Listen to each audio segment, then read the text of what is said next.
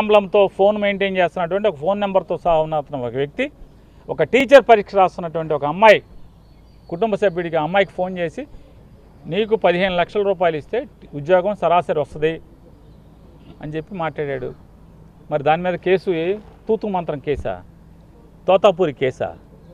కనీసం ఆ ఫోన్ నెంబర్ని బట్టి ముద్దాయిని పట్టుకుని కదా ట్రేస్ చేసి కదా మీరు కేసు కట్టాల్సింది. స్టేషన్ బెయిల్ ఇచ్చి పంపిస్తారా?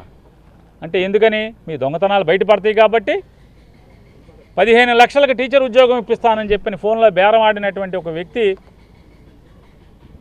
మరి గట్టిగా మీరు గట్టి కేసు కడితే అతను మీ పేర్లు చెప్తాడు ఎవడెవడున్నాడో దీంట్లో. కాబట్టి స్టేషన్ బెయిల్ ఇచ్చేసి పంపించేస్తారు. ఎఫ్ఐఆర్లో పేరు ఉండదు, ఛార్జ్షీట్లో పేరు ఉండదు, అనుమానితులని రాస్తారు పేరు పెట్టకుండా. ఇట్లాంటి అక్రమాలతో పాటుగా స్పోర్ట్స్ కోటా అనేది ఒక దొంగల దోపిడీ. చంద్రబాబు నాయుడు గారు ముఖ్యమంత్రి అయి ప్రమాణ స్వీకారం చేసి లోకేష్ అనే ఆయన విద్యాశాఖ మంత్రి అయ్యే వరకు ఆంధ్రప్రదేశ్ రాష్ట్రంలో అమలవుతున్నటువంటి ఉద్యోగ నియామకాల్లో జీవో నెంబర్ 74 ప్రకారం 2% నియామకాల్లో స్పోర్ట్స్ కోటా కింద ప్రభుత్వం అమలు చేస్తున్నటువంటి జీవో. కరెక్ట్గా డిఎస్సి ఇచ్చే రోజు 2025 డిఎస్సి ఇచ్చే ఏప్రిల్ 19వ తారీఖున పాత జీవో 74 రద్దు చేసి జీవో 4, జీవో 47 అని ఒకటేమో స్పోర్ట్స్ డిపార్ట్మెంట్ ఇస్తుంది ఒక జీవో నెంబర్ 4, మరొక జీవో జిఐడి ఇస్తుంది అదే రోజు జీవో నెంబర్ 47. ఈ 2 జీవోలు సారాంశం ఏంటయ్యా అంటే స్పోర్ట్స్ కోటా అనే దానికి ఏ పరీక్షలు అక్కర్లేదు, డిగ్రీ కూడా అక్కర్లా, కొన్నిటికి డిగ్రీ కూడా చదవక్కర్లా, టెట్ రాయక్కర్లా, డిఎస్సి రాయక్కర్లా, ఉద్యోగాలు ఇచ్చేస్తారు. ఇలా 400 చిల్లర ఉద్యోగాల్లో 380 ఉద్యోగాలని నియామకం చేసేశారు. 380 చిల్లర ఉద్యోగాలను నియామకం చేసేశారు.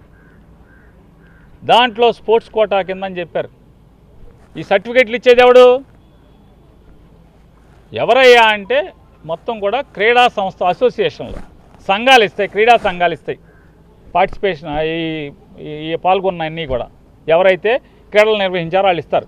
దాంట్లో ఒక క్రీడకి లోకేష్ గారు తోడళ్ళు చైర్మన్ అధ్యక్షుడు, ఒకదానికి టీడీపీ ఎమ్మెల్యే ఒక ఆయన అధ్యక్షుడు, జూడోకి ఇంకో దేనికో సాఫ్ట్ బాల్కి దాంట్లో 38 దీంట్లో 39 టీచర్లు వచ్చేసారు. అట్టా ఎవడెవడు అందరూ దాదాపుగా తెలుగుదేశం నామినేట్ చేయబడినటువంటి తెలుగుదేశం పార్టీలో జెండాలు మోసిన వాళ్ళేమో క్రీడా సంఘాలకి అధ్యక్షులుగా ఉంటారు, వాళ్ళు సర్టిఫికెట్లు ఇస్తారంట. పోనీ ఇవన్నీ కూడా జాతీయ స్థాయిలో భారతదేశం గర్వించదగ్గరగా ఆటల్లో నైపుణ్యాన్ని సాధించారు, మెడల్ సాధించారు.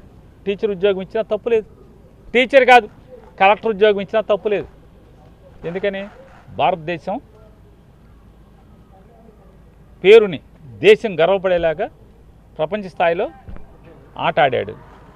లేదు భారతదేశ స్థాయిలో ఆంధ్ర రాష్ట్రం పేరు నిలబడేట్టుగా ఒక ఆట ఆడాడు. ఇవ్వటం తప్పేం లేదు. ఎంతోమందికి ఇస్తున్నాం కదా మనం, క్రికెట్ వాళ్ళకి ఇస్తున్నాం, చాలామందికి ఇస్తున్నాం, డిఎస్పీలు ఇస్తున్నాం, ఆర్డీఓలు ఇస్తున్నాం, అనాదిగా ఎప్పటి నుంచో వస్తుంది కదా, అది తప్పేం కాదు. కానీ ఇక్కడ ఎవడయ్యా అంటే పార్టిసిపేషన్ సర్టిఫికెట్ ఎందులో కొన్ని రాష్ట్ర స్థాయి పోటీ, జాతీయ స్థాయి పోటీ, అంతర్జాతీయ స్థాయి పోటీల్లో పార్టిసిపేషన్ కూడా కాదు.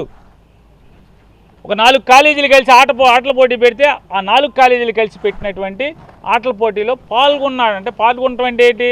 గ్రౌండ్లో దిగక్కర్లా, మంచి సీసా అందించిన చాలు, బయట కూర్చుని బాల్ అందించిన చాలు, పార్టిసిపేషన్ సర్టిఫికెట్ ఉంటే చాలు ఉద్యోగాలు ఇచ్చారు. నేషనల్ అవార్డు కొట్టినటువంటి గోల్డ్ మెడలోడికి ఉద్యోగంలో టీచర్ ఉద్యోగం పాల్గొన్నాడు, ఏడుస్తున్నాడు ఆయన. మరి ఈ రకమైనటువంటి పాపాలు చేసి దుర్మార్గాలు చేసి పార్టిసిపేషన్ సర్టిఫికెట్తో inter college, inter university participation సర్టిఫికెట్లతో టీచర్లు ఉద్యోగాలు ఇచ్చి ఏం చేద్దామని టెట్ కానీ ఇవాళ చంద్రబాబు నాయుడు గారు చెప్తారు 60 ఏళ్ళు వచ్చినాయి టీచర్లకి, ఇంకా 2 ఏళ్ళలో రిటైర్ అవుతాడు, ఇప్పుడు టెట్ రాయండి మీరు అంటున్నారు. చూడండి, 10వ క్లాస్ పాఠాలు చెప్తున్నారు మీరు మర్చిపోయి ఉంటారు. మళ్ళీ మీలో బాగా నైపుణ్యం కనపడాలి మాకు, కాబట్టి మీరు టెట్ రాయండి అంటున్నారు. ఏంటి 30 ఏళ్ళు 25 ఏళ్ళు 35 ఏళ్ళు టీచర్ ఉద్యోగం చెప్పి పాఠాలు చేసిన టీచర్లు ఇంకో 2 ఏళ్ళలో రిటైర్ అవుతారు, వాళ్ళు టెట్ రాయాలంట. కానీ లోకేష్ నాయుడు గారు ఇచ్చినటువంటి డిఎస్సిలో మాత్రం 400 చిల్లర మందికి టెట్ రాయక్కర్లా. టెట్ రాయకుండా ఉద్యోగం, టీచర్ ఉద్యోగం. డిఎస్సి పరీక్ష రాయకుండా టీచర్ ఉద్యోగం, డిగ్రీ లేకుండా టీచర్ ఉద్యోగం. ఇది కరెక్టా అని అడుగుతున్నాను. ఇన్ని పాపాలకి సిబిఐ ఎంక్వైరీ వేయాలా అక్కర్లేదా? ఢిల్లీలో యువకులు ధర్నా చేస్తే, నీట్ పరీక్ష లీక్ అయిందని చెప్పని ధర్నా చేస్తే కొంచెం బీజేపీ వాళ్ళకి తోలు పలచగా ఉన్నట్టుంది. అందుకోసం కేంద్ర విద్యాశాఖ మంత్రి రాజీనామా చేశాడు. ఇక్కడ బాగా తోలుమందం, ఎన్ని తిట్టినా సిగ్గుండదు, ఎంతమంది మా ఉసురు పోసుకుంటామని చెప్పని శాపాలు పెట్టినా పట్టదు.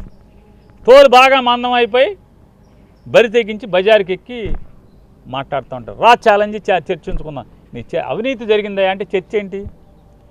పాపాలు జరిగినాయి అంటే చర్చ ఏంటి? సిట్టింగ్ జడ్జి చేత విచారణ చేస్తే నీ సత్తా ఏంటో తెలుస్తుంది మాకు. లేదు సిబిఐ ఎంక్వైరీకి ఆదేశిస్తే నీ సత్తా, నీ పోటుగాడుతనం ఏంటో అర్థది. జగన్ పారిపోతున్నావు. జగన్ పారిపోయేది, నువ్వు పారిపోతా. నువ్వు నిజంగా చావు ఉంటే తప్పు లేదని నీ అంతరాత్మగా చెప్తుంటే ఘోషిస్తుంటే కనుక నువ్వు సిబిఐ ఎంక్వైరీ అయ్యి డిఎస్సి మీద, మళ్ళీ వాళ్ళ హైకోర్టు స్పోర్ట్స్ కోటా మీద ఎంక్వైరీ ఆదేశించింది కదా, మరి రాజీనామా చేయి. సిగ్గుపడరా? దేవుడు పెట్టలేదా? పైగా మళ్ళీ చిన్నమరిగిన కోడి ఇల్లు ఎక్కువ కూర్చుని సామెతగా జగన్ చర్చికి రా. ఏంటి చర్చికి జగన్ వచ్చేది? జగన్ చర్చికి వస్తారు. మీ నాన్న రాజీనామా చేయించి, చంద్రబాబు నాయుడు రాజీనామా చేయించి సీఎం ప్రమాణ స్వీకారం చేసిరా, ఖచ్చితంగా వస్తాడు. సీఎం హోదాలో లోకేష్ నాయుడు సీఎం హోదాలో మీ నాన్నగారిని దింపేసి, మీ నాన్నగారిని మీ అమ్మగారితో చెప్పి రాజీనామా చేయమని మీ అమ్మగారితో చెప్పించి, మీ అమ్మగారు చెప్తే తింటారు కదా.